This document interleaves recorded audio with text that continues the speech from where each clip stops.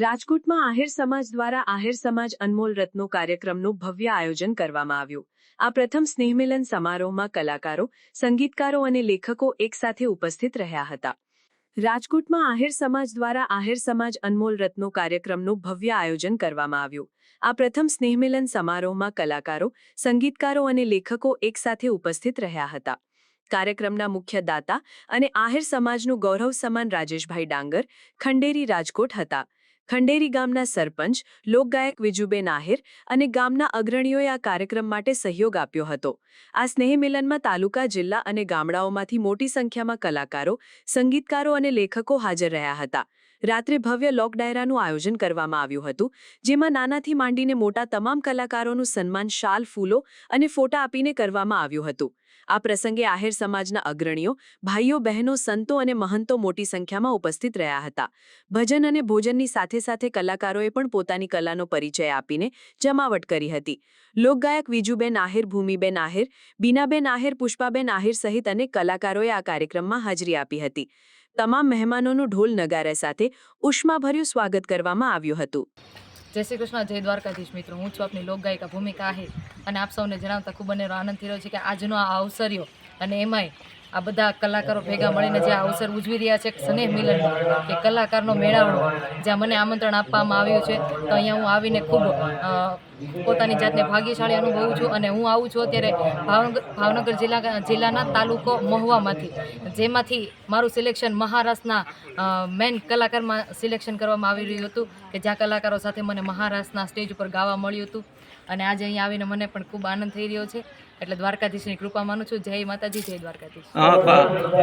પછી આહિર સમાજને શું ઉપદેશ આપવા માંગો છો આ સંમેલન દ્વારા? આ સંમેલન દ્વારા આહિર સમાજને એટલો ઉપદેશ આપવા માંગુ છું કે કોઈ પણ કલાકાર નાનો હોય કે મોટો હોય, કોઈ સેલિબ્રિટી નથી, ખાલી અમે દ્વારકાધીશની કૃપાથી દ્વારકાધીશના ગુણગાન ગાવા ધરતી ઉપર આવ્યા છીએ। અને સેલિબ્રિટી તો માત્ર એક કૃષ્ણ ભગવાન છે, અને એના માટે મને સરસ મજાની એક નાની એવી લાઈન યાદ આવે તો કુવામાં કારેલી કાનાયવાડામાં વેલ કાના નાગર વેલ, કાના નાગર વેલ, નાગર વેલ, કાના નાગર વેલ।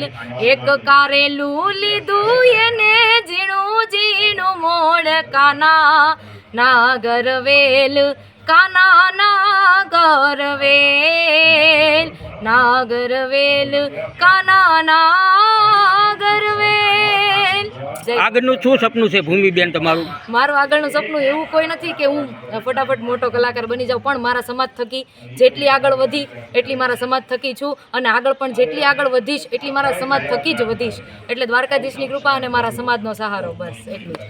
આ પહેરવેશ પહેર્યો એ વિશે તમે શું કહેવા માંગો છો? આહિર સમાજ પહેરવેશ વિશે તો મારું કોઈ ગજું નથી કે હું બોલી શકું, કારણ કે અમારી પરંપરાગત આ પહેરવેશ છે, માન મર્યાદા અને મોભો પહેલો રહે છે। અને અત્યારે હું ખાલી એટલો સંદેશ આપવા માંગુ છું કે પણ જે કોઈ પણ આહિર સમાજની દીકરી હોય, કદાચ જીમી કાપડું પહેરે ને તો મહેરબાની કરી અને માથે ઓઢવાનું ના ભૂલશો, કારણ કે છૂટા વાળ કરી અને ઓઢણું ખંભે રાખવું એ આપણી મર્યાદા નથી, હંમેશના માટે માથે ઓઢવું। દ્વારકા જિલ્લાની કલ્યાણપુર તાલુકાની મહારાષ્ટ્રથી મારી શરૂઆત, એટલે કે મહારાષ્ટ્રથી મારું પ્લેટફોર્મ દ્વારકા જિલ્લાની હું કમિટી હતી, અને ત્યાર પછી હર્ષુભાઈ ડાંગરે આ આહિર રત્નો ગ્રુપની રચના કરી અને તેમાં મને એક એડમિન તરીકે એને એડ કર્યું। ત્યાર પછી એક કલાકાર સાથે પરિચિત હતા, અને ત્યાર પછી મને પણ એક એવો ઉત્સાહ જાગતો હતો કે આ નાના મોટા કલાકારો આગળ જાય, એકબીજાથી પરિચિત રહીએ। આ ગ્રુપનું સંચાલન આજ 2 વર્ષથી અમે ચલાવતા હતા। ત્યાર પછી આજે અમને રાજકોટની અંદર આવવાનો બધાને સાથે મોકો મળ્યો છે, એ બદલ અમે ખૂબ ખૂબ અભિનંદન। જય દ્વારકાધીશ, જય શ્રી કૃષ્ણ। આજના વિશે જે હેતુ ભેરા થયા છે, બહુ બહુ આનંદની વાત છે, અને આવો આનંદ તો ભાગ્ય સંજોગે જ મળે છે, અને ભાગ્ય મોહ તો જ મળે। જે કર્યા છે ઘણા કામ કરતા હશે, ભલા દાનવીર કામ કરશે, સુરતા કામ કરશે, પણ અત્યારે જે વિંજુભાઈ અત્યારને સરસ્વતી જે આ કામ કર્યો છે ને, એ બહુ બહુ મહાનતાવાળું કામ છે। મને તો અનુભવ થઈ ગયો, કારણ કે જ્યારે અમે પ્રથમ ઘણો 2022માં મેં આઈ ફેમ કર્યો હતો, તેથી જે એની મેં રાગ સાંભળ્યો, એની દિલ અને દ્રષ્ટિથી જે એની શુદ્ધતા છે ને, એ આજે એની જોવા મળે નહીં। ઘણી ઘણી ઘણી પ્રકારની વસ્તુ છે, પણ એમાં જે અંદરથી ભાવ છે ને, એનો ભાવ છે ને એ બહુ અનેરો છે. એ તો મહાનતા હોય ને અંદરથી હોય ને એ જ કરી છે. અને જે આ વસ્તુ છે ને અંદરની ખાનદાનીના લોહીમાંથી આવે છે, એમને એમ નથી થતી. યશોદામાએ કૃષ્ણને મોટો કર્યો છે, નવઘણે 1020 વર્ષ થઈ ગયા. જ્યારે ઉગાડને હોપ્યો હતો ને એને 1020 વર્ષ થાય છે. તો અત્યારે છે જે આયરાણી છે નથીઓ નહીં, પણ જે વાત કરી બેને બહુ વાત કરી કે પોતાના ઓરિજિનલ ડ્રેસમાં રહેવો. અને વિજુભાઈએ જે કામ કર્યું છે ને આ તો બહુ મહત્વનું કામ છે. આની આની આની જોટો મળે નહીં. પછી એનું મેં ઇન્ટરવ્યૂ સાંભળ્યા, બહુ સાંભળ્યા.